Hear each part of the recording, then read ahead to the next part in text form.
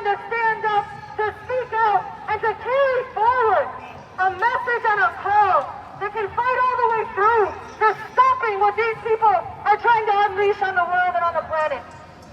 So everybody come in close. I'm very happy to welcome and to invite up and to help speak Sunsara Taylor.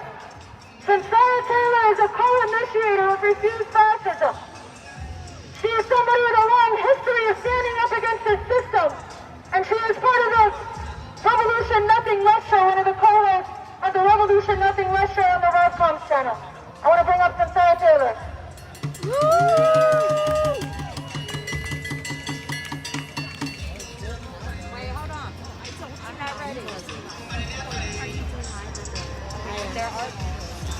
All right, sisters and brothers, how you feeling today? Listen up, we are in an extraordinary time. Hold on. All right, wait. Tell me about that time. Hold on.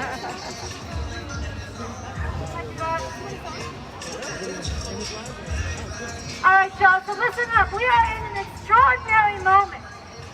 Not just in the history of this country, but in the history of the world.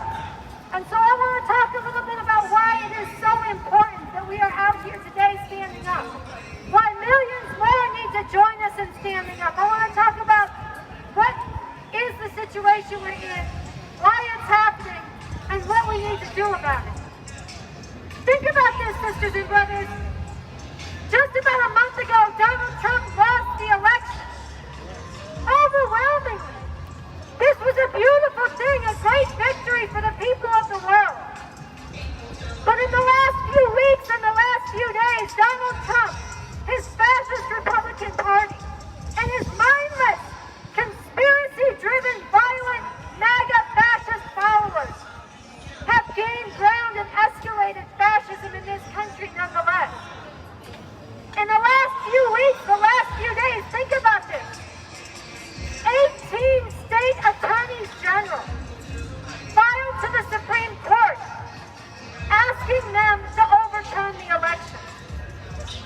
116 members of Congress, sitting members of Congress, joined this suit asking the Supreme Court to throw out the votes of millions and millions of people, disproportionately black people, and overturn an election. And when the Supreme Court said yesterday that they wouldn't hear this case, the Republican Party in Texas started talking about secession. But that is not all. Think about what's been happening on the street with these fascist supporters. They gathered with guns outside the home of the Secretary of State of Michigan, while she's hanging Christmas ornaments with her 4-year-old child in the dark in her home. And they're rallying and shouting outside her home with guns, saying stop the steal. Nooses and death threats showing up at the offices and against the black elected officials and black poll workers. A hit list was found online of Republican lawmakers who have not fallen in line with Trump, with their home addresses and their faces with red X's over them. This is what is happening in this country. Now, yesterday I went on a radio show here in D.C. and I was talking about this escalated violence, and the host of the show, a man named Ron Pinchback, he said this, and it's very truthful and very heavy. He said, when you talk about people showing up at the homes of elected officials with guns, he says that's akin to cross burning. That's like when the Klan showed up and lit up a cross on your front lawn. That's not politics. That's not protest. That's terror. And he was right. And just like that, a couple days ago, Kim Ward, who was the head of the Senate Republicans in Pennsylvania, was asked by the New York Times if she was going to join a letter claiming that there was fraud in Pennsylvania, claiming that the votes should not be counted.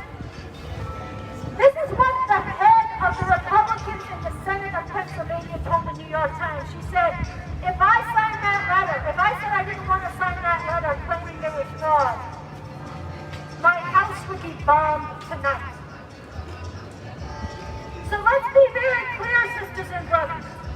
Whether or not this particular election gets overturned, whether or not they succeed in overturning this election and keeping Trump in office, they are succeeding in normalizing what no one can deny. It's fascist behavior towards public officials, towards dissenters, and towards the elections themselves.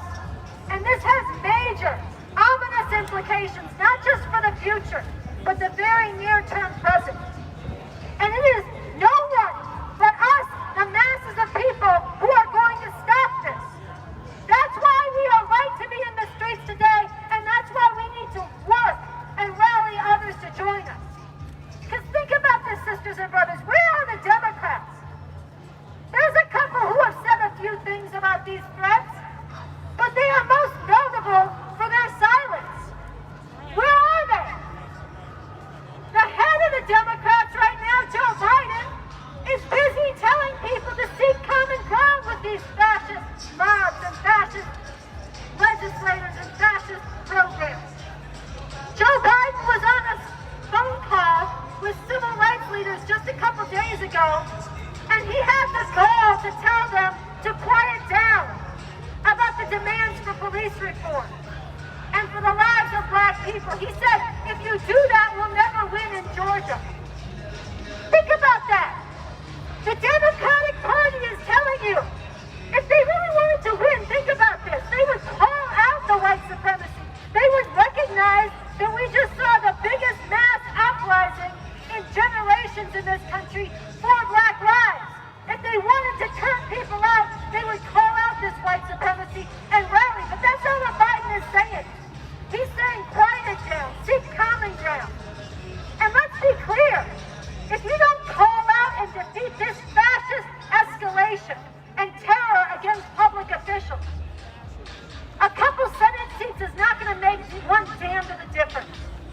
This is a movement that is coming into being and that has normalized in the last few weeks that no election is legitimate unless they win, that no public official is legitimate unless they fall in line with this fascism, and not only that, they should probably be locked up or strung up.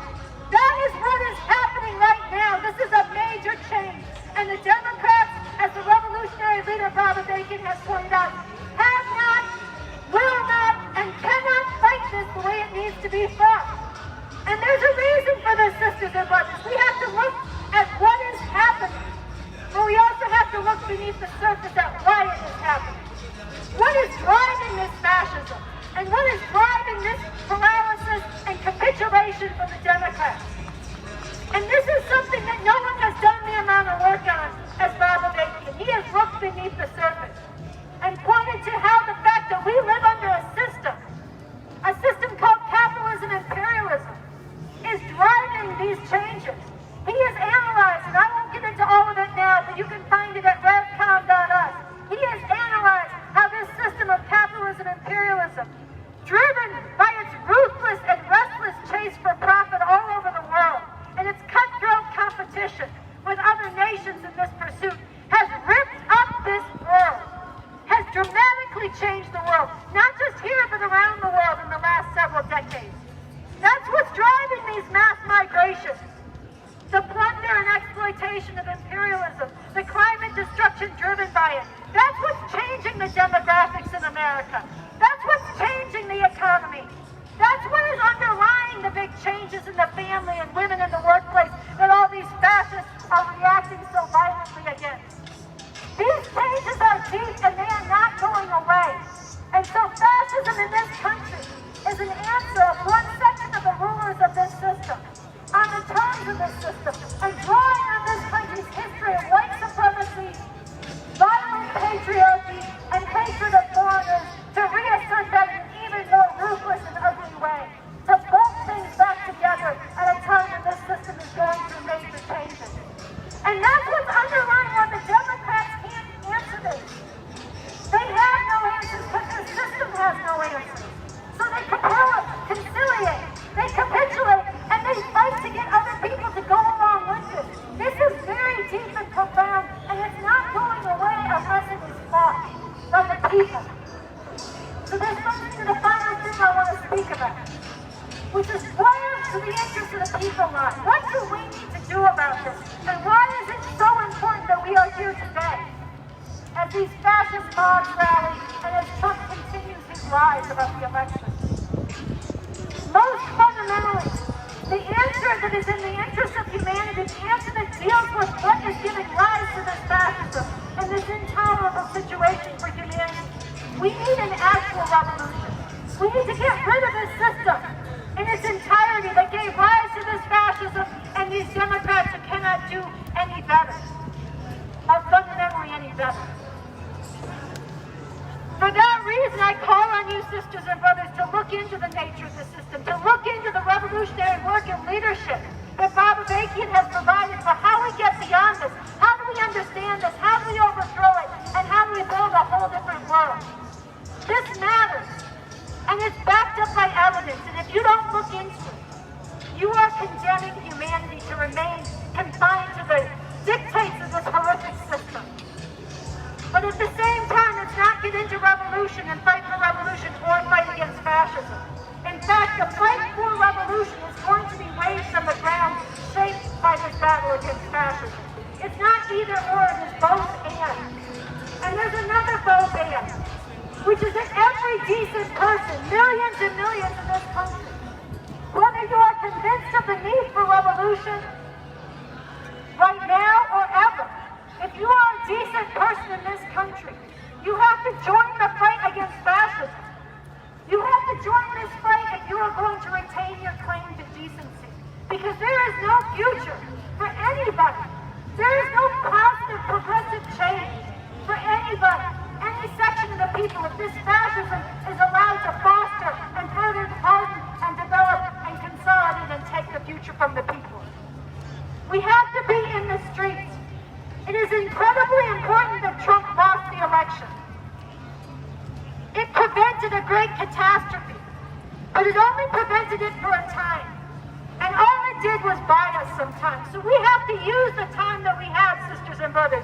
We have to peel off the illusions and delusions from our eyes. We have to stop being led into complicity by the Democratic Party. We have to come into these streets and recognize that there are two sides of history. One side is this fascism, and the other is against it in the streets, standing up, saying in the name of humanity, we refuse to accept a fascist America. The fight for the future is not over. We have a little time because we beat him in the election, but let's seize that time and let's go out and wake people up, and all the millions and millions who voted against Trump, who overcame those obstacles, who delivered that defeat, let's rally them back into the streets to take the future back. So put your fist in the air and say it with me. In the name of humanity. In the name of humanity. In the name of humanity. In the name of humanity. We refuse to accept